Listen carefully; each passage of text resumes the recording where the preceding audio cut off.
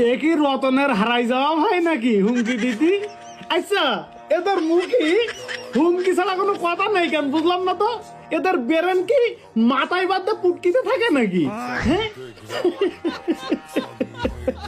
কি বলবো ভাই এদের। বলেন, কদিন আগে লিগের পোলাপানের কাছে কুতলানি, এমন কুতলানি খাইছে 15 মিনিটের হুমকিতি।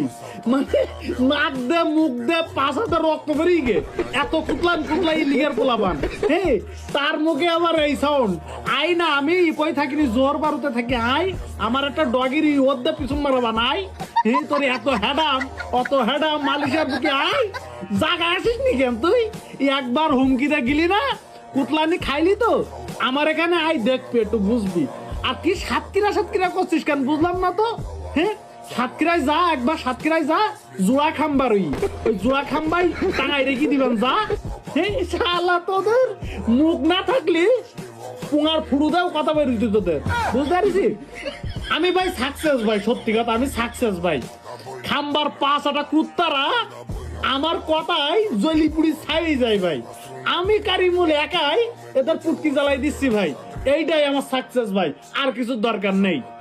দল নিয়ে মানুষ তো কথা বলবি, কিন্তু আপনারা এই হুমকি দামকি দিয়েন না। আপনাদের এই হুমকি দামকি আমাদের আর ভালো লাগে না, বুঝছেন। আপনারা এই হুমকি দামকি ছাড়া রাজনীতি করেন।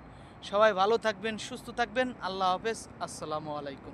প্রিয় বাংলাদেশ, আপনাদের জন্য দোয়া এবং ভালোবাসা সব কিছুই রইল অন্তরের অন্তর থেকে। দোয়া এবং ভালোবাসা সেলট জানাই সমস্ত নেতাকর্মীদেরকে, যারা যে যেই দলই করেন না কেন, কিন্তু হুমকি ছাড়া রাজনীতি করেন। সেলট জানাবো।